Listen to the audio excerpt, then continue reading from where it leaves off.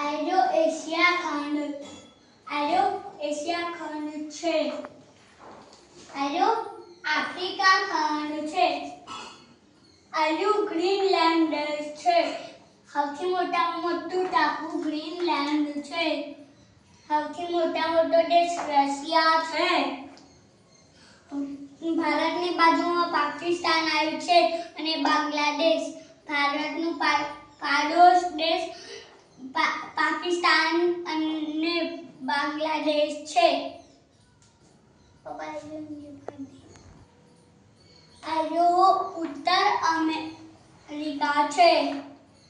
આર્યો